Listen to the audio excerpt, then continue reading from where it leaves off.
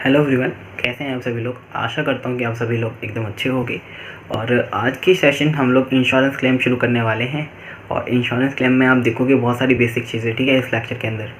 हालांकि आज का लेक्चर लाइव तो नहीं होने वाला, रिकॉर्डेड होगा, बट मैं इसको ऐसा चला दूंगा, मतलब ऐसा एक फ़ीचर है यूट्यूब के अंदर जिससे आपको ये लगेगा कि हम लोग लाइव ही इंटरेक्ट कर रहे हैं। और यस, मैं चैट के ऊपर अवेलेबल रहूँगा, तो आप जो भी डाउट डालोगे वो मैं लूँगा, ठीक है। क्लास के बाद एज़ यूजुअल ग्रुप के अंदर लेंगे उसको। बट क्योंकि ये वीडियो ऑलरेडी पहले की है थोड़ी, जैसे कि आपको पता भी चल जाएगा पहले की वीडियो है, तो इसलिए मैं इसे डाल दूँ, ये आपको बेनिफिट ही देगा। क्योंकि अभी रेगुलर क्लासेस का थोड़ा प्रेशर है, जो पेड क्लासेस चलती हैं, जो रेगुलर क्लासेस चलती हैं, जिसकी वजह से मैं थोड़ी सी वीडियोज़ जो हैं अभी आपके साथ में कह नहीं कर पा रहा कंटिन्यूसली। तो इसी वजह से ही मैंने सोचा है कि आप क्यों ना उन रिसोर्सेज का यूज़ करें जो अनयूटिलाइज्ड पड़े हैं। इसी वजह से ही मैंने सोचा है कि मैं आपको वो वीडियोस अभी इसी मतलब एक वीडियो में आप 40-45 मिनट में बेसिक चीज़ भी सीख जाओगे, प्लस एक बेसिक क्वेश्चन भी हो जाएगा। उसके बाद हम लोग कैरी ऑन करेंगे अपनी क्लासेस एज रेगुलर शेड्यूल, ठीक है, एवरीडे एट 11 AM। और हो सकता है कि हम लोग इस चैप्टर को जल्दी ख़त्म कर दें। आई होप कि आप इस वीडियो को पूरा देखें। और yes, don't forget to subscribe the channel अगर आप न्यू हैं। और यस, लाइक करना ना भूलें अगर वीडियो पसंद आती है। और आपने आई होप कि सारे लेसन्स अभी तक जो भी हमने करे हैं कर लिए होंगे पूरे के पूरे। हमने कौन कौन से लेसन कर लिए, एक बार मुझे कमेंट सेक्शन में ज़रूर बताना कि आपने अपनी तरफ से कितने कर लिए। मैंने तो आपको जितने कराए वो ठीक है, बट आपने अपनी तरफ से कितने करे ये भी मुझे बता देना। Okay, so okay, let's start the lesson, ठीक है। और अच्छे से इसको फ्लो में अच्छी तरह से करना। और इस लेसन में बता दूँ, रिकॉर्डिंग काफ़ी पहले की है, जब मैंने पढ़ाना शुरू करा था उससे 1.5 साल या 2 साल बाद की है। पढ़ाने के 2 साल या 3 साल, शायद 2-2.5 साल 3 साल के बाद की है।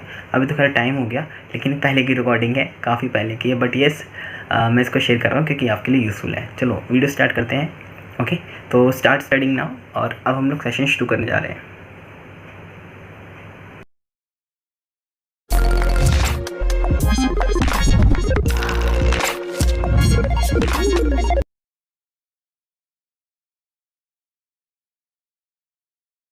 हे एवरीवन, कैसे हैं आप लोग। चलिए स्टार्ट करते हैं हम लोग आज के अपना नया lesson, that is based upon accountancy and the chapter name is insurance claim, जिसको हम लोग कहते हैं contract of indemnity. Contract of indemnity basically it is a topic of law. ये टॉपिक लॉ में कवर्ड है, बेसिकली पूरा लॉ है इसके अंदर। और ये हमारा कवर्ड है एक पुराने वाले लॉ में ही, वही Indian contract act. Indian contract act में कवर्ड है। और ये इंडियन कॉन्ट्रैक्ट एक्ट कहाँ पे कवर है, ये और सीए में बेसिकली इंक्लूडेड है for the advance level of Indian contract act. तो बेसिकली अगर मैं बात करूं इंश्योरेंस क्लेम की, जो कि बेसिकली टॉपिक है अकाउंटिंग का, अकाउंटिंग का टॉपिक है, तो इसमें लॉ से क्या कनेक्शन है। बेसिकली लॉ से कनेक्शन क्या है कि ये चैप्टर पूरा बेस्ड है अपॉन लॉ। ये बेस्ड अपॉन लॉ है, इसके बारे में सारी बातें लॉ में लिखी हैं, बस हम लोग यहाँ पे इसकी अकाउंटिंग सीखने वाले हैं। अगर मैं बात करूँ सीके कोर्स की, तो इसके अंदर हमारे पास अदर लॉज में है, और सीएमए में लॉज एंड एथिक्स के अंदर ये फर्स्ट चैप्टर ही है। अदर लॉज जहाँ पे 40 नंबर का है, लॉज एंड एथिक्स में कोई भी इसका परसेंटेज डिफाइंड नहीं है, बट हम लोग लेके चलते हैं कि इसका परसेंटेज कम ही होने वाला है, क्योंकि ये बेसिक्स में ही एक के साथ में जुड़ा हुआ है। चलो इसी के साथ में हम लोग स्टार्ट करते हैं। तो बेसिकली ये जो लेक्चर होने वाला है, this will be beneficial for all the students of CA and CMA. So let's get started. तो जब भी हम लोग बात करने वाले हैं इंश्योरेंस क्लेम की, अभी 1 मिनट के लिए भूल जाते हैं कि क्लेम क्या होता है। सबसे पहले बात करते हैं हम लोग इंश्योरेंस की, कि इंश्योरेंस क्या होता है। तो बेसिकली इंश्योरेंस अगर जनरली किसी से पूछा जाए तो इंश्योरेंस का मतलब क्या होता है, एक प्रॉमिस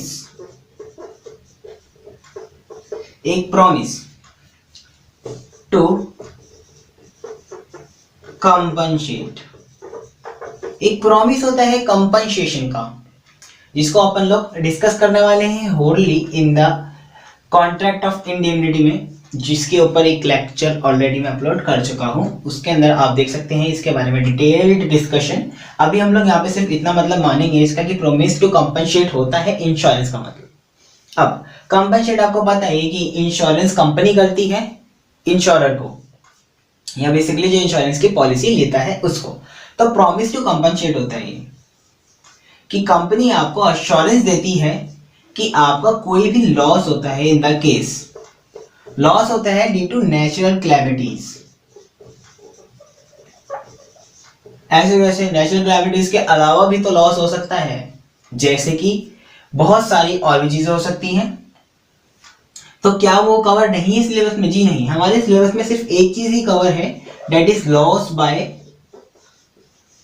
फायर, और वो भी आपकी गलती से नहीं होनी चाहिए। ऐसा नहीं होना चाहिए कि वो किसी वर्कर की गलती से हुई गलती की वजह से आग लगी। अगर ऐसा किसी भी केस में पाया जाता है तो उस केस के अंदर इंश्योरेंस कंपनी आपका क्लेम लॉन्च नहीं करेगी, कैंसिल आउट कर देगी। चलो अब हम लोग समझ लेते हैं इसके बाद प्रोसेस क्या होती है इंश्योरेंस क्लेम करने की। जितना ये वर्ड इजी लगता है इंश्योरेंस क्लेम, ये उतना इजी है नहीं। क्यों नहीं है इजी? क्योंकि इंश्योरेंस पॉलिसी लेना is so much easy, but जब हम लोग उसके लिए क्लेम करते हैं वहां से ज्यादा एक बेसिक में बोलो कॉम्प्लेक्स स्टेप स्टार्ट होता है। सबसे पहले हमारा जो स्टेप है इंश्योरेंस क्लेम लॉन्च करने से पहले, लॉन्च करने का मतलब क्या है, एक इंश्योरेंस कंपनी को अप्रोच करने से पहले कि भाई हमारा इतना नुकसान हो गया, उसके पहले हमें उन्हें एक रिपोर्ट भेजनी पड़ती है। रिपोर्ट में क्या होता है? रिपोर्ट में होता है वो, मान लीजिए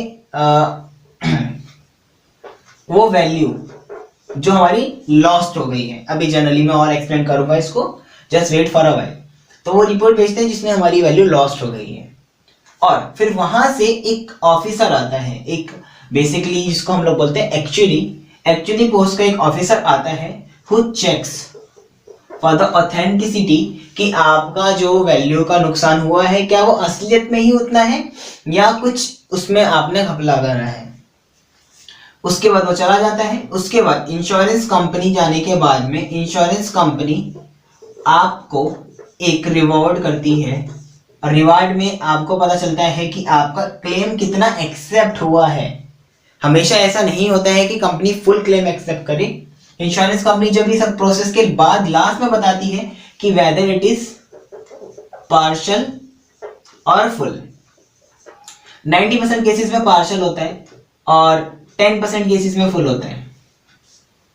ठीक है, इतना अभी तक हम लोग अंडरस्टैंडिंग लेके चल रहे हैं कि इतने प्रोसेस से होकर गुजरना पड़ता है। तो बेसिकली हमारा क्या काम है, जब इंश्योरेंस कंपनी सब चीजें चेक कर रही है तो हमारा क्या काम है? हमारा काम होता है इधर की तरफ इस रिपोर्ट को बनाना। ये रिपोर्ट को बनाना काफी ज्यादा मुश्किल है, रीजन बीइंग दैट आपकी फैक्ट्री थी, उसमें आग लग गई। अब यहाँ पे कोई भी सब्सटैंशियल डिग्री ऑफ एस्टिमेशन नहीं लगा सकते हो आप कि उस टाइम पे, जिस टाइम पे आग लगी, आपके गोडाउन में कितना माल था। जी नहीं, आप कोई सा भी इसमें मेथड जल्दी से कॉम्प्लेक्स बेसिकली जाने वाला है थोड़ा से, इसलिए नहीं लगा सकते क्योंकि यहाँ पे 11th 12th वाले काम नहीं होने वाले हैं। 11th 12th में हर काम 31 मार्च को, हर काम 1 अप्रैल को, साल के शुरू में साल के एंड में। लेकिन यहाँ पे आप प्रैक्टिकल नॉलेज लेने वाले हो, तो आग कभी भी लग सकती है। 7 अप्रैल को लग गई, सितंबर में लग गई, कहीं पे भी लग सकती है। तो ये मत समझना कि जो ओपनिंग स्टॉक है वही जला होगा, नहीं, यहाँ पे ऐसा नहीं होने वाला है, क्योंकि अगर ऐसा होता तो ये कॉन्सेप्ट ही नहीं होता। क्या आप इस बात को मानते हो कि आग कभी भी लग सकती है? जी हाँ, बिल्कुल। It is possible to get the fire around the godown at any place, sorry at any time.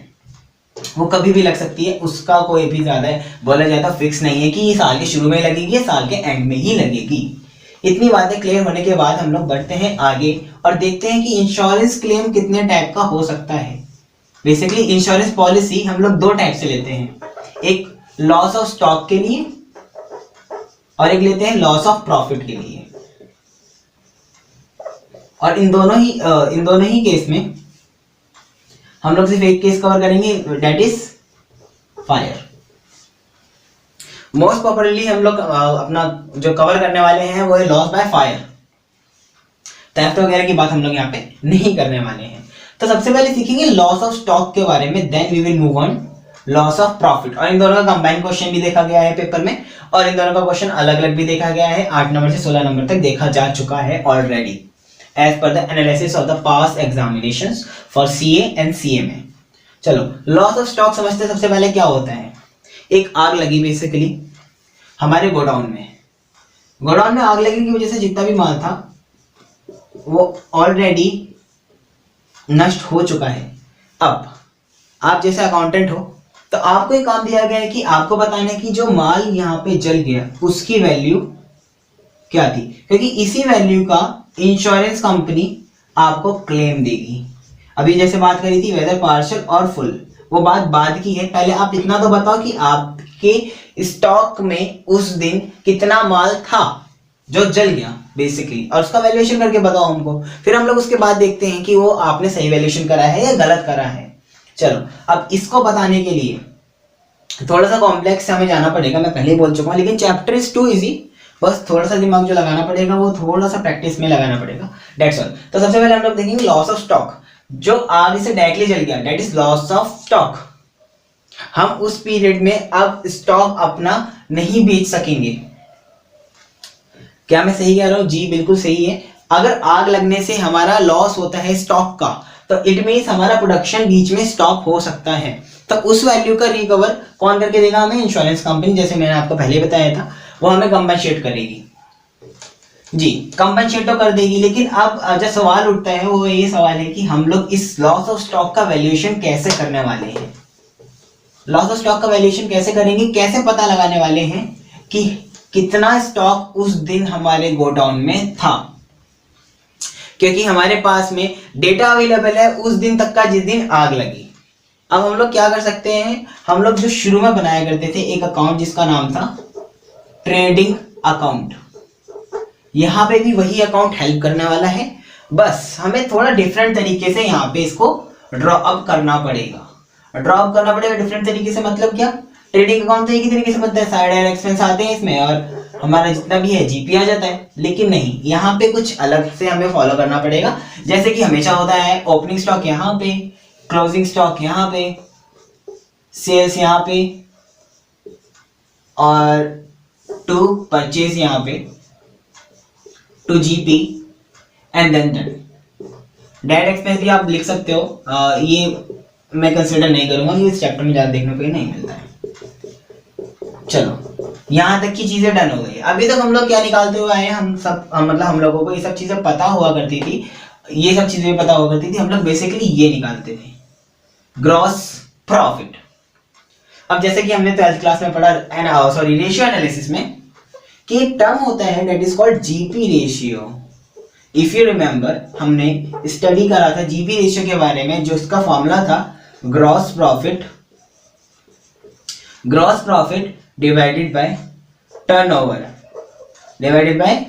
Turnover into 100, जो कि हमें एक परसेंटेज दे देता था कि इतनी सेल्स पे इतना प्रॉफिट तो बनता है। अब यहाँ पे क्या है, हमारे पास पास्ट ईयर का डेटा अवेलेबल है। पास्ट ईयर के डेटा अवेलेबल होने का मतलब क्या है, जिस साल आग लगी दैट इज 2018 एंड 2019 में आग लगी, तो हमारे पास 18 की तो फाइनेंशियल रिपोर्ट्स होंगी ना। उस फाइनेंशियल रिपोर्ट से हमें ट्रेडिंग बनाना पड़ेगा। ये मत समझना कि फाइनेंशियल अकाउंट तो पिछले साल भी बने होंगे, फाइनल अकाउंट उसमें से हम लोग ट्रेडिंग उठा सकते हैं, नहीं, हम लोगों को पूरा प्रैक्टिस करके बनाना पड़ेगा। वहीं का पास्ट ईयर का डेटा गिवन होगा, उस पास्ट ईयर से हम लोग ट्रेडिंग अकाउंट बनाएंगे और इसके ब्रैकेट में लिखेंगे हम लोग क्यों बना रहे हैं, फॉर जीपी रेशियो। हम लोग इसे खाली जीपी रेशियो को कैलकुलेट करने के लिए ही बना रहे हैं, क्योंकि आज की तारीख में हम लोग जीपी रेशियो मान के चल रहे हैं कि उतना ही कंसिस्टेंट होगा जितना 2018 में था, until otherwise question said another thing.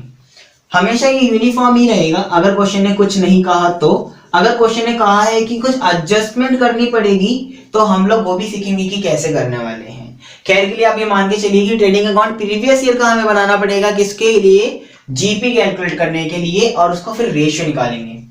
चलो, तो बेसिकली हमें अभी समझ में आया कि हमें प्रीवियस ईयर का ट्रेडिंग अकाउंट बनाना पड़ेगा, उसके बाद हम लोग जीपी रेशियो भी निकाल लेंगे। लेकिन उसके बाद क्या, उसके बाद हम लोग कैसे पता लगाएंगे कि स्टॉक उस दिन कितना था जो जल गया। तो बेसिकली इसके लिए हम लोग क्या करने वाले हैं, इसके लिए हम लोग बनाने वाले हैं इस साल का ट्रेडिंग अकाउंट। अरे ऐसे कैसे पॉसिबल है, इस साल का तो साल ही पूरा नहीं हुआ है। अगर साल पूरा होता है जब भी तो लास्ट में फाइनल अकाउंट्स बनते हैं। तो इसीलिए ही हम लोग एक टर्म लिखेंगे यहाँ पे, मेमोरेंडम, जो हम लोग पहले भी बहुत बार सुन चुके हैं, जैसे कि हमने बनाया था बहुत बार मेमोरेंडम रिवैल्यूएशन अकाउंट, काफी सारी चीजें हम लोग मेमोरेंडम के बारे में सुन चुके हैं और हमें पता है कि मेमोरेंडम जब बनता है जब हमारे पास इंफॉर्मेशन अवेलेबल पूरी तरीके से नहीं होती है। तो मेमोरेंडम में हम लोग बेसिकली क्या करेंगे, हमारे पास वो डेटा गिवन होगा जो फायर वाली डेट तक का है ना। हम लोग जीपी उठाएंगे यहां से, लास्ट ईयर का जो जीपी रेट है मान लीजिए 20%, इस साल भी हम लोग मान रहे हैं कि वो 20% ही है, until otherwise question says anything else. जब तक क्वेश्चन ने कुछ और नहीं कहा हम लोग मानते हैं 20% ही है, ठीक है। अब 20% तो है, अब इस साल हमें परचेज गिवन है इस साल की up to the date of fire, हर एक चीज गिवन है, तो अब हम लोगों के पास ये भी है, ये भी है। अब ओपनिंग स्टॉक आपका क्लोजिंग स्टॉक ही होगा पिछले साल वाला, ठीक है। परचेज भी है, जीपी हम लोग निकालने वाले हैं कैसे, सेल्स तो हमारे पास गिवन होगी ही up to the period of fire, उसके ऊपर हम लोग जीपी रेट लगाएंगे साफ साफ सीधा सीधा और जीपी हमारा निकल करके आ जाएगा। डायरेक्ट एक्सपेंस की बात मैं नहीं करना चाहता हूं यहाँ पे, क्योंकि डायरेक्ट एक्सपेंस बहुत ही कम केसेस में देखे जाएंगे, अगर आएंगे तो यहाँ पर डाल दिए जाएंगे, क्योंकि up to the date of fire भी जो भी एक्सपेंस होंगे हमें पता होंगे। हमें क्या पता नहीं है, हमें क्या निकालना है, दैट इज क्लोजिंग स्टॉक, क्योंकि क्लोजिंग स्टॉक ही तो क्या है जो हमें इंश्योरेंस कंपनी से क्लेम मिलने वाला है। क्या इसी का ही मिलेगा? जी हाँ बिल्कुल। जिस दिन आग लगी उस दिन जो क्लोजिंग स्टॉक था क्या वही तबाह हुआ होगा खाली? बिल्कुल। जो ओपनिंग स्टॉक था, जो परचेज था और जो सेल्स था वो तो गया, तो बेसिकली मिलेगा किस पे? क्लोजिंग स्टॉक पे। तो क्लोजिंग स्टॉक पे ही हमें इंश्योरेंस कंपनी देगी क्लेम, और इसका ही हमें वैल्यूएशन करना है थ्रू 2 अकाउंट्स। सबसे पहले हमने ट्रेडिंग अकाउंट बनाया प्रीवियस ईयर का फॉर जीपी रेशियो, और इस साल का मेमोरेंडम ट्रेडिंग अकाउंट जहां से जहां तक के पीरियड का है, जैसे मान लीजिए ये है 18 अप्रैल से लेके 30 सितंबर तक का। माइट पॉसिबल कि आपको अभी कुछ बातें समझ में नहीं आ रही हो, क्योंकि मैं अभी फॉर्मेट के हिसाब से समझा रहा हूं, सिर्फ आपको माइट पॉसिबल कुछ बातें समझ में नहीं आ रही हो, बट मैं ये कहना चाहूंगा कि यहाँ पे जब भी हम लोग ये अपनी लेक्चर्स की सीरीज खत्म करेंगे ना इस चैप्टर की, आपको क्रिस्टल क्लियर होने वाली हर एक बात। अभी जस्ट फॉर्मेट हम लोग डिस्कस कर रहे हैं, जब हम लोग क्वेश्चंस पे आएंगे लॉस ऑफ स्टॉक के, तो each and everything will be clear in your mind very soon. चलो फॉर्मेट अभी हमने समझा कि हमें बेसिकली अल्टीमेटली काम क्या करना है, हमें क्लोजिंग स्टॉक निकालना है on the date of fire. जिस दिन आग लगी उस दिन हमारे पास कितना स्टॉक अवेलेबल था अपने गोडाउन में, क्या उसी की वैल्यूएशन करके हम लोग इंश्योरेंस कंपनी को क्लेम मान सकते हैं? जी हाँ बिल्कुल, आपने सही कहा, उसी दिन हम लोग मानने वाले हैं क्लेम। चलो यहां तक की बात हो गई, और एक जरूरी चीज वो भी हम लोग सीख लेते हैं फटाफट से। सपोज दैट इंश्योरेंस कंपनी से आपने पॉलिसी ले रखी है फॉर 5 लाख, और आपका माल है जो वो है 10 लाख रुपए का, ठीक है, और इस माल में से आपका नुकसान हुआ केवल 3 लाख का, लेट्स टेक इट 5 लाख, मान लीजिए 5 लाख का नुकसान हो गया, तो व्हाट डू यू थिंक कि इंश्योरेंस कंपनी आपको क्लेम कितना देगी? ये मैंने आपको क्लोजिंग स्टॉक बता दिया है यहाँ पे कि आपको क्लोजिंग स्टॉक इतना था गोडाउन में, 5 लाख का, वो नष्ट हो गया, तो आपको क्या लगता है आपको कितने इंश्योरेंस क्लेम मिल सकता है according to you? Take your time, do one thing, think carefully, है ना, ध्यान से सोचना बिल्कुल कि क्या हमें क्लेम मिल सकता है। यहाँ पे ये पॉलिसी ये 5 लाख रुपए की, 10 लाख का माल था और 5 लाख रुपए का नुकसान हो गया। हाँ टाइम्स अप। अब जिसने कहा है मैं ऑप्शन देता हूं, 5 लाख का पूरा क्लेम मिलेगा। किसी ने कहा होगा भाई क्लेम नहीं मिलेगा। किसी ने ये भी कहा होगा कि क्लेम जो मिलने वाला है वो केवल 2 लाख का मिलेगा, और किसी ने ये कहा होगा कि 2.5 लाख का मिलेगा। तो बेसिकली बात क्या निकल करके आती है यहाँ पे कि इंश्योरेंस क्लेम मिलना कितने का है। आप सिंपल सेंस लगाओ कि इंश्योरेंस कंपनी कैसे सोचती है। इंश्योरेंस कंपनी इस तरीके से सोचती है कि आपका माल 100% था, उस पे आपने 50% तो इंश्योरेंस करवाया, अब आपका माल जला 100% जलाइए, तो इस पे भी आपको क्लेम कितना मिलेगा? 50%, और 50% ऑफ 5 लाख इज 2.5 लाख। समझ में आ गई बात? तो इंश्योरेंस कंपनी आपको उतना ही क्लेम देती है जितना परसेंटेज आपने इंश्योरेंस करवाया है, irrespective of the fact of the policy amount. Policy amount चाहिए आपका 5 लाख का था, लेकिन आपको 5 लाख का क्लेम नहीं मिलेगा क्योंकि आपने करवाया ही 50% गुड्स का इंश्योरेंस था, तो वो भी इसमें से 50% जो इंश्योर्ड है खाली उसी का ही क्लेम देगी, दैट इज 2.5 लाख। इतनी बात क्लियर हुई। हम लोग इस प्रोसेस को बोलते हैं एवरेज क्लॉज। इसकी कैलकुलेशन भी करना सीखने वाले हैं हम लोग अपने नेक्स्ट लेक्चर्स में। जी हाँ, बिल्कुल से सीखेंगे, अच्छी अच्छी बातें और भी सीखने वाले हैं हम लोग, और बहुत सारी ऐसी भी बातें होंगी जो हमें पहले नहीं पता थी इंश्योरेंस कंपनी के बारे में और अब पता लग जाने वाली हैं। चलो, इतनी बात समझ में आ गई कि हमें 50% इंश्योरेंस जितना भी करवाया है कंपनी से, जितना भी करवाया है, चाहे आपने 99.99% इंश्योरेंस करवाया हो उसका, तो आपका इंश्योरेंस कंपनी लॉस का सिर्फ उतना ही भरपाई करने वाली है। और ये भी हमने कवर करी कि भाई ये चीजें होती हैं एक्चुअल लाइफ में, एक्चुअल प्रैक्टिस में, एज पर प्रोफेशनल कोर्स हमें सब चीजें रियलिटी में सिखाई जाती हैं जो रियलिटी में हैपन होती हैं। तो आपको समझ में आ गया कि इंश्योरेंस पॉलिसी अपना अलग काम करेगी ऑफिसर के साथ में जिसका नाम होगा एक्चुअली, और हम लोग as a chartered accountant, as a certified management and cost accountant ऐसा काम करेंगे रिपोर्ट बनाने का। उस रिपोर्ट में बताएंगे कि कितना स्टॉक उस दिन वैल्यू हुआ एज पर आर अकाउंट्स, तो वो अपने साथ में रिकंसाइल करके जितना भी आपका इंश्योरेंस क्लेम बनता है दे देंगे। तो इंश्योरेंस कंपनी जो भी आपको क्लेम देगी वो मैं पहले बता चुका हूँ, या तो वो पार्शियल होगा या तो वो फुल होगा, दोनों में से कोई भी हो सकता है, और पार्शियली ज्यादा आपको मिलेगा, फुल आपको बहुत कम ही मिलने वाला है। एक वैल्यू और जो बहुत जरूरी टर्म है, salvage stock. In the Asian times जब इंश्योरेंस कंपनी ने इंश्योरेंस करना स्टार्ट करा था तो उस टाइम पे क्या हुआ करता था, basically the process of insurance claim is quite different from nowadays. तो अभी के जो प्रोसेस है उससे काफी डिफरेंट हुआ करता था। पहले क्या हुआ करता था कि कंपनी इंश्योरेंस कर देती थी जैसे 2 लाख का, तो जब भी इस पूरे माल जब ये तबाह हो जाता था, मान लीजिए पॉलिसी भी 2 लाख रुपए की ही है, जब ये माल तबाह हुआ करता था वो पूरा का पूरा उठा के ले जाती थी, जो भी वहां पर कबाड़ा बचता था। फॉर एन एग्जाम्पल, मशीनरी जल गई, उसका जो भी लोहा बचा वो पूरा ले जाती थी और उतने का ही क्लेम उनको 2 लाख रुपए का दे देती है, और उस कबाड़े को बेच के इंश्योरेंस कंपनी पैसा अर्न कर लेती थी। लेकिन अब ऐसा नहीं होता है।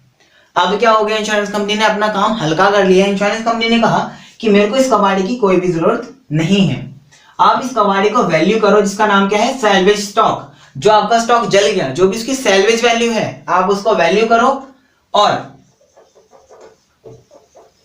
क्लेम जो आपको मिलेगा वो आपका स्टॉक जो डिस्ट्रॉय हो गया उसमें से सैल्वेज घटा दो, आप खुद बेच लेना उसको और उसके पैसे रख लेना। हम लोग इन दोनों का घटा के जो अमाउंट आएगा वो हम आपको पेमेंट कर देंगे। पहले वो सैल्वेज स्टॉक भी ले जाया करती थी और फुल पेमेंट करती थी, अब वो सैल्वेज स्टॉक की वैल्यू का पेमेंट आपको नहीं करती है, आपको खुद ही बेचना होता है, खुद ही वैल्यू करना होता है। बस वो उसमें से आपके स्टॉक जो डिस्ट्रॉयड हुआ है वैल्यू उसमें से घटा देगी और उतना ही क्लेम देगी। ठीक है, ये बहुत इंपॉर्टेंट पॉइंट है जो कीप इन माइंड रखने वाला है। हाँ, अब बात आती है कि हमें कैलकुलेट क्या क्या करना पड़ेगा। क्या ये इतना सरल है जितना दिखाई दे रहा है? जी नहीं, कभी कभी हमें परचेज भी कैलकुलेट करना पड़ेगा कि परचेजेस कितनी हुई है। अच्छा, ये कैसे कैलकुलेट करेंगे, ये हम लोगों ने सीखा था सिंगल एंट्री सिस्टम में। सिंगल एंट्री सिस्टम में याद नहीं आ रहा कुछ, सिंगल एंट्री सिस्टम में क्या था, याद आ जाएगा, क्रेडिटर्स अकाउंट था। क्रेडिटर्स अकाउंट्स में हम लोग निकाला करते थे क्रेडिट परचेज, कभी कभार परचेज वहीं से निकालनी पड़ेगी। Same applies to sales, sales भी निकालनी पड़ेगी कभी कभी। सेल्स निकालने के लिए भी सिंगल एंट्री सिस्टम की अप्रोच यूज होगी, और उसके साथ भी डेटर अकाउंट बनेगा। डेटर अकाउंट याद हो तो डेटर अकाउंट बनेगा, और डेटर अकाउंट से निकलेंगी हमारी क्रेडिट सेल्स। ये सब चीजें याद आ जाएंगी, मैं कवर करूंगा इन्हीं सब चीजों को साथ में। थर्ड, कभी कभी हमें एडजस्टेड जीपी निकालना पड़ेगा। एडजस्टेड जीपी बोले तो क्या ऐसा पॉसिबल नहीं है कि आपका पिछले साल जो सेल्स था उसके ऊपर जीपी 20% और इस साल 25% ट्रेंड बढ़ने की वजह से, ऐसा पॉसिबल है? तो हमें एडजस्टेड जीपी निकालना पड़ेगा। एडजस्टेड जीपी निकालने के बाद में सारी वैल्यूज चेंज होंगी, सेल पे जीपी अलग होगा, क्लोजिंग स्टॉक अलग होगा, ओपनिंग स्टॉक और सब कुछ अलग हो जाएगा। फोर्थ पॉइंट, हमें कई बार अब नॉर्मल सेल भी निकालनी पड़ेगी कि कितनी हुई, एंड अब नॉर्मल स्टॉक की वैल्यू भी निकालनी पड़ेगी। क्या कभी ऐसा नहीं होता कि आपका कोई स्टॉक ऐसा होगा कि उसकी वैल्यू मार्केट में बहुत ज्यादा कम हो गई, जो इतने कम पे बिकेगा कि वो अब नॉर्मल ही बिकेगा? अब तो तो उसको भी निकालना पड़ सकता है। और बहुत सब केसों में आपको निकालना पड़ेगा एडजस्टेड जीपी, अब नॉर्मल सेल। और अगर मैं बात करूं पेपर और एग्जामिनेशन के पॉइंट ऑफ व्यू से, तो ये दोनों पॉइंट तो मोस्ट इंपॉर्टेंट हैं। तो बेसिकली ये ही 4 पॉइंट ऐसे हैं जो आपको निकालने हैं। और लास्ट में 5वां पॉइंट जो आपका पीछा कभी नहीं छोड़ेगा, closing stock, last and the final point closing stock. उसके बाद हम लोग अमाउंट ऑफ इंश्योरेंस निकालेंगे, जो कि ये सब चीजें हम लोग करेंगे वर्किंग नोट में। और जो मेन काम करने वाले हैं वो है इंश्योरेंस क्लेम की कैलकुलेशन, जो कि हम लोग करेंगे मेन क्वेश्चन में। तो these are 5 working notes that will be prepared as the case may B.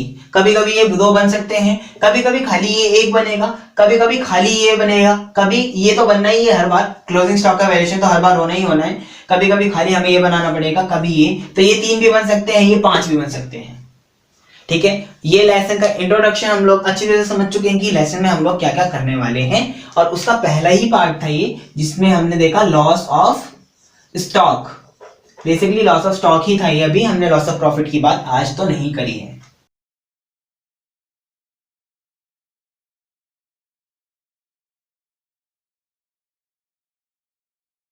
फटाफट से उस क्वेश्चन को पढ़ के यहाँ पे वीडियो पे बैक आ सकते हैं और उसका सॉल्यूशन देखें मैं कैसे कर रहा हूँ। तो बेसिकली मैं क्वेश्चन रीड आउट कर रहा हूँ, मेरे पास बुक है।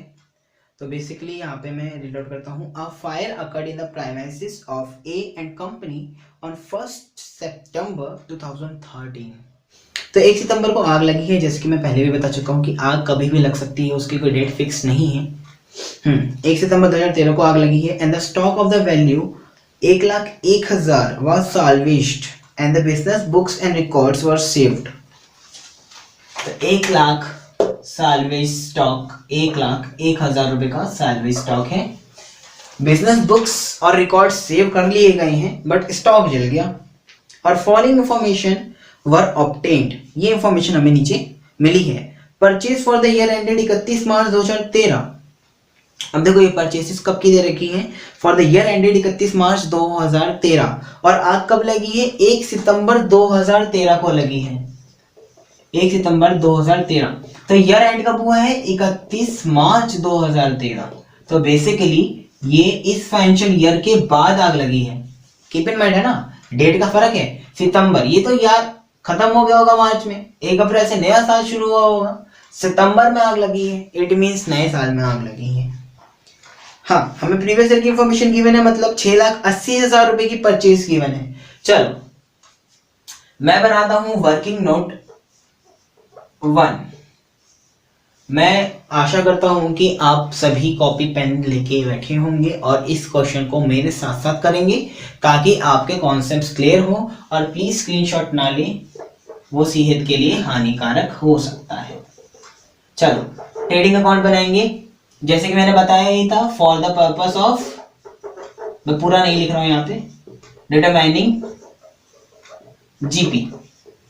जीपी डिटरमाइन करने के लिए हम लोग ट्रेडिंग अकाउंट बना रहे हैं फॉर द ईयर एंडेड, कहां से कहां तक का, 2012 से 13। पर्टिकुलर अमाउंट, पर्टिकुलर और ये अमाउंट।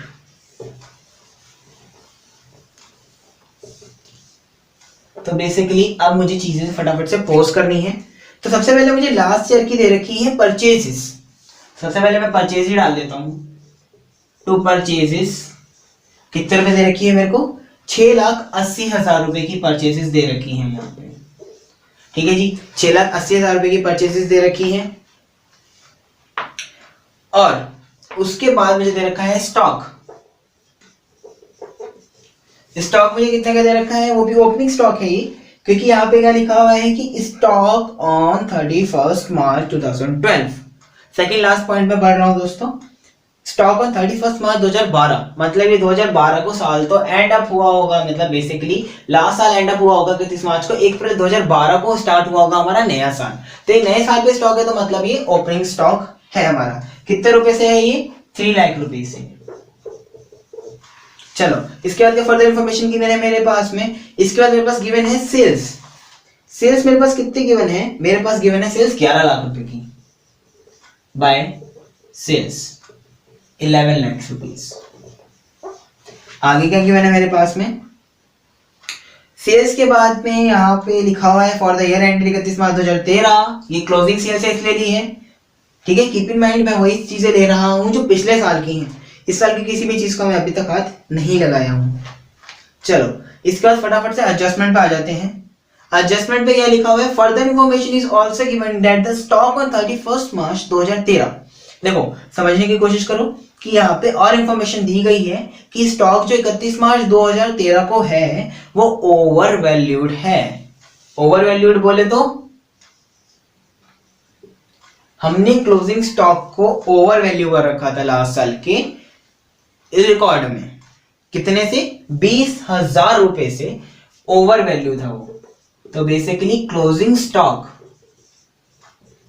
लास्ट ईयर का ओवर वैल्यू है 20,000 रुपए से। स्टॉक इसमें गिवन कितना है 3,40,000 रुपए। स्टॉक एज ऑन 31 मार्च 2013, जिसमें से 20,000 रुपए हम लोग लेस कर देंगे क्योंकि वो ओवर वैल्यू है, तो 320 will be remaining.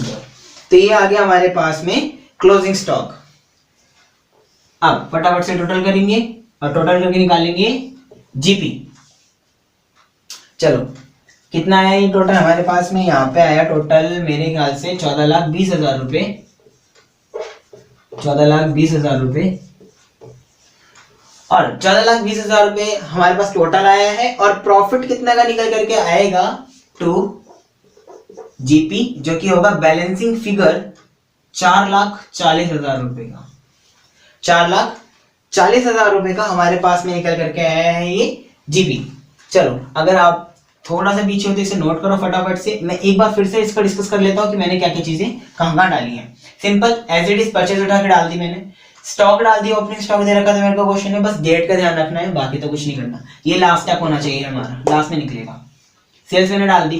Closing stock में मैंने एडजस्टमेंट इसलिए करी क्योंकि 20,000 से वो ओवर वैल्यू था, मुझे कॉस्ट पे दिखाना था तो मैंने कॉस्ट पे दिखा दिया उसको। चलो इसके बाद हमारा जो नेक्स्ट स्टेप होगा वो क्वेश्चन बताएगा कि क्या होगा। अभी तक हमें जीपी रेशियो हमारा नहीं मिल पाया है, तो हम अब अगला जो हम लोग वर्किंग नोट बनाएंगे that will B for GP ratio. चलो जीपी रेशियो के लिए वर्किंग नोट बनाते हैं। Working number 2, computation for GP ratio. अच्छा इतने वर्किंग नोट बनाना जरूरी है क्या? देखो वर्किंग नोट बनाने say that will be very clear in front of examiner that you know the things very well. तो देखो जीपी रेशियो का फॉर्मूला जैसे कि हमने लास्ट क्लास में भी डिस्कस करा था अपनी, GP ratio is equal to GP divide by turnover into में 100। कितना था 4,40,000 रुपए जीपी, 11 लाख रुपए turnover into 100, that is net 40% GP on sales. चलो यहां तक निकल गया हमारा। इसके बाद में क्या है, 20,000 रुपए तक हमने पढ़ लिया था। उसके बाद क्या कहता है question, calculate the amount of the claim to be presented to the insurance company in respect of the loss in April 2013। April 2013 it means क्या है कि साल हमारा स्टार्ट हो गया था अप्रैल 2013 में, नया साल 13 से 14 वाला। उस साल में सेलिंग प्राइस लोवर्ड बाय 10%। अच्छा सेलिंग प्राइस 10% से कम हो गया। तो अब ये एडजस्टमेंट कहां होने वाली है, जीपी रेशियो याद रखना हमारे पास 40% आया है।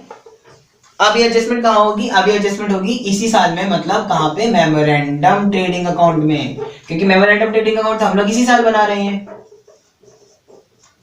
फॉर पीरियड कब से कब तक का बना रहे हैं बताएंगे जरा। हम लोग बना रहे हैं, आग कब लगी है हमारी भाई, आग लगी 1 सितंबर 2013 को, तो मतलब 1 अप्रैल से 1 सितंबर 2013 ये बना रहे हैं। एक पर्टिकुलर मैंने लिख दिया शॉर्ट में, है ना। हाँ इसका भी डेटा अवेलेबल है क्या? जी हाँ इसका भी डेटा अवेलेबल है। लेकिन लेकिन लेकिन इसको बनाने से पहले यहाँ पे एक वर्किंग नोट बनाना पड़ेगा जो कि निकालेगा एडजस्टेड जीपी रेशियो। ये निकालना जरूरी है। अच्छा ये कैसे पता चला एडजस्टेड जीपी रेशियो हो जाएगा? भाई साहब सेल का प्राइस लोअर हो गया 10% से, तो सीधा सीधा फर्क कहां पड़ेगा, जीपी रेशियो पे पड़ेगा, क्योंकि जीपी और सॉरी जीपी और sales are directly connected to each other. अगर आपको पता हो तो जीपी और सेल्स एक दूसरे से डायरेक्टली कनेक्टेड होते हैं। तो अब जो सेल्स कम हो गई है 10% से, तो उससे हमारा क्या फर्क पड़ने वाला है? तो अब क्या हो जाएगा, net selling price is equal to 100 minus 10%। पहले 100% था, 10% से कम हो गया था 90%। ओ 90% हो गया यार अब तो सेलिंग प्राइस। अब तो दिक्कत ही दिक्कत है, सेलिंग प्राइस और कम हो गया, मतलब 90%। पहले तो क्या था जीपी रेशियो 40%, अब तो भाई साहब 90% हो गया, मतलब 90 मान लीजिए नेट सेलिंग प्राइस हो गया। तो इसका कॉस्ट क्या हुआ? अब हमें क्या निकालना है? Profit. Cost plus profit is equal to sale होता है ना। अब देखो यहां पे हमारे पास सेल ही 90 है, प्रॉफिट तो 30 है और कॉस्ट 60। अब ये 30 कैसे आया और ये 60 कैसे आया? तो बेसिकली क्या है, देखो हमारा क्या था पहले कि हमारा जो था पहले 100 रुपए था। कितना था? 100 रुपए था सेलिंग प्राइस। उसके अंदर प्रॉफिट मार्जिन था 40 रुपए, ठीक है, और कॉस्ट था 60। यही चीज थी, यही इक्वेशन थी ना, जहां पे कॉस्ट को रिप्रेजेंट कर रहा था, ये प्रॉफिट को रिप्रेजेंट कर रहा था और ये सेल्स को। अब क्या हुआ? रिडक्शन हो गया। तो मैंने जैसे बताया सेल्स और प्रॉफिट का डायरेक्टली कनेक्शन होता है मेरे भाई। तो ये जैसा अगर 10% से कम हुआ, उसी टाइम इसने भी मुंह फुलाया और ये भी क्या होगा 10% से कम। देख लो आपके सामने, ये कॉस्ट तो 60 रुपए ही है, प्रॉफिट 10% से कम, सेल्स प्राइस 10 रुपए से कम। बिल्कुल सीधी सीधी सी बात, समझ में आ रही है ना? जी बिल्कुल। ये बनाने की हमें कोई जरूरत नहीं है, हमें सिर्फ ये बनाना है। चलो यहां तक समझ में आया। अब हमें क्या निकालना है? प्रॉफिट निकालना है। Profit on what? Profit on sales. क्या प्रॉफिट ऑन सेल्स चेंज होगा? जी हाँ बिल्कुल होगा। प्रॉफिट ऑन सेल्स का मतलब कैसे निकलेगा? सेल्स 90, उस पर प्रॉफिट कितना है? 30। तो मतलब 30 डिवाइड बाय 90 इंटू में 100 कितना आएगा? 33.33% या फिर 1/3। क्या यही आ रहा है सबका? अपने अपने कैलकुलेटर हलो प्लीज, अगर आपके पास कैलकुलेटर अवेलेबल है, नहीं है तो मोबाइल की हेल्प ले सकते हो आप लोग, फटाफट उससे काम करेंगे ज्यादा टाइम वेस्ट ना करते हुए। तो अब मैं फटाफट से यहाँ पे आइटम डालना स्टार्ट करूंगा जो मेरे पास बुक में अवेलेबल है। बुक में मेरे पास ओपनिंग है, टू ओपनिंग स्टॉक 3,20,000 रुपए। अरे 3,20,000 रुपए कहां से आ गए? 3,40,000 दे रखा है क्वेश्चन में। तो 3,40,000 को हमने ओवर वैल्यू की वजह से माइनस भी तो करा था मेरे भाई। जो एक बार माइनस कर देंगे वो इस साल भी उतना ही रहने वाला है, चेंज नहीं होगा। चेंज कहाँ है? सेलिंग प्राइस पे। याद रखना सेलिंग प्राइस पे चेंज है सिर्फ। उसके बाद में क्या गिवन है मेरे पास? 2 परचेसेस गिवन है। परचेसेस कितनी है? परचेसेस गिवन है मेरे पास में 2.5 लाख रुपए की, 2.5 लाख की परचेस हो गई। उसके बाद में सेल्स गिवन है बाय सेल्स। अच्छा सेल्स कितने की गिवन है मेरे पास में? सेल्स गिवन है मेरे पास 3,60,000 रुपए की। अरे अभी तो कहा था सेल्स भी डिफर करेगी, सेल्स तो डिफर कर ही नहीं। अरे यार सेल्स डिफर नहीं करेगी, सेल्स का प्राइस डिफर कर रहा है, जिसकी वजह से जीपी रेशियो चेंज हो गया है हमारा, और एडजस्टेड जीपी निकलेगा ना मेरे भाई, उसमें चेंज आएगा। अभी मुझे पता कैसे चला कि ये सेल मुझे मेमोरेंडम में ही लेनी है? क्योंकि ये उस पीरियड की सेल है जहां पे फायर तक वाली सेल है, मतलब नए साल से फायर तक वाली डेट तक सेल है। ये क्या लिखा हुआ है इसमें? Sales from 1 April 2013 to 1 April 2013, sorry 1 September 2013। तो बेसिकली ये सेल्स क्या है? उस पीरियड की है जिस पीरियड में आग लग गई थी, उस दिन तक की सेल मेरे पास में यहाँ पे निकल गई है। इसके बाद में मेरे पास में यहाँ पे क्या आएगा? सीएस की जो मुझे निकालना है। उसके बाद में यहाँ पे क्या आएगा? जीपी। अब जीपी का रेट तो चेंज हो चुका है। जीपी का रेट कितना हो चुका है? 360 पे 33.33%। 33% मतलब कितना आ जाएगा? 1,20,000 रुपए। सिंपल सा सेम से 3 से डिवाइड कर दो, 1,20,000 रुपए। ठीक है, 1,20,000 रुपए आ गया। तो अब मेरा सीएस कितना निकल करके आएगा? सीएस आ गया 3,30,000 रुपए। 3,30,000 रुपए ये हुआ। अब इसका टोटल कर देते हैं फटाफट से। 3,60,000 ऊपर और 3,30,000 नीचे, 0 0 0 0 9 और 6, 6,90,000, 6,90,000। ये चीजें हो गई यहाँ पे खत्म। अब मेमोरेंडम ट्रेडिंग अकाउंट भी हमारा खत्म हो गया यहाँ पे। अब हमें पता चल गया कि हमारे पास स्टॉक भाई साहब उतने तारीख को इतना था, 3,30,000 रुपये का नुकसान करा दिया आपने। फटाफट से अब हम लोग लास्ट पॉइंट की तरफ बढ़ रहे हैं, क्वेश्चन वाइंड अप हो जाएगा।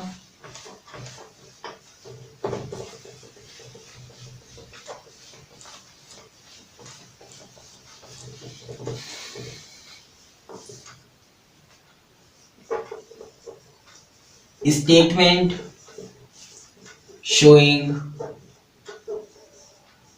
इंश्योरेंस, ये मेन क्वेश्चन का पार्ट है, ठीक है ना, ये वर्किंग नोट में नहीं है। Insurance showing statement showing insurance claim to be lost, stock in hand at the date of fire. कितना था? 3,30,000 रुपए था ना, उसमें से लेस करेंगे, जैसे कि मैंने लास्ट क्लास में बताया था, लेस क्या करते हैं? Salvage value. क्यों करते हैं ये भी मैंने डिस्कस करा था। क्या सैल्वेज वैल्यू मुझे क्वेश्चन में गिवन है? सैल्वेज वैल्यू अगर मुझे क्वेश्चन में गिवन होगी दैट मस्ट बी माइनस, तो मतलब 1,01,000 रुपये मुझे मैंने शुरू में बताया था सैल्वेज वैल्यू गिवन है, तो इन दोनों को माइनस करेंगे 0,009 2 और 2, तो हमारा 2,29,000 रुपए का क्लेम हमें मिलना चाहिए फ्रॉम इंश्योरेंस कंपनी। क्योंकि यहाँ पे कोई भी हमें पॉलिसी अमाउंट नहीं गिवन था, इसलिए मैंने वाला सेंस नहीं लगाया परसेंटेज वाला जो लास्ट क्लास में डिस्कस करा था।